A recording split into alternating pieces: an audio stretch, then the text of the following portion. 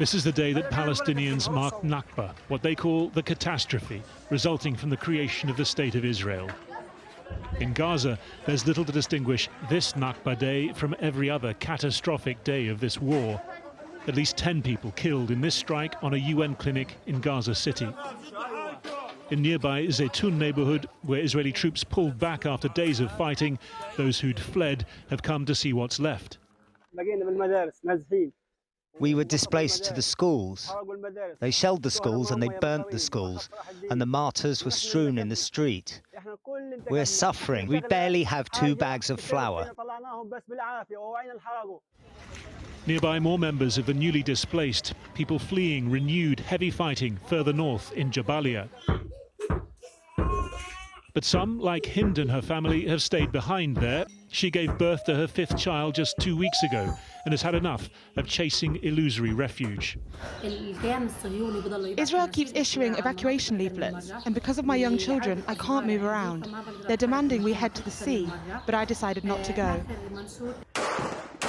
From the other end of the strip, video the Israeli military says shows its troops fighting in eastern Rafah. The EU says Israel must end this operation immediately and reopen the crossing to Egypt. The US also warning of the humanitarian consequences of the incursion, while indicating a $1 billion arms deal was still expected to proceed. Israel's Prime Minister pledging to push on in Rafah for weeks to come. So far in Rafah, close to 500,000 people have been evacuated from the combat zones. The humanitarian catastrophe they talked about has not materialised, nor will it materialise. The elimination of Hamas is a necessary step to ensure that the day after, there will be no element in Gaza that threatens us.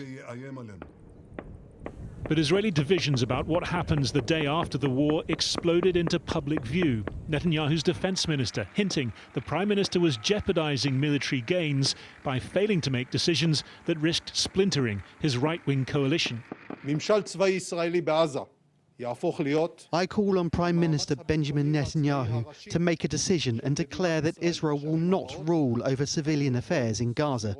There won't be Israeli military rule in Gaza, and an alternative leadership to Hamas in the Gaza Strip will be advanced immediately. It's our duty and responsibility to lead our country to a better place. Here, right now, it's on our watch.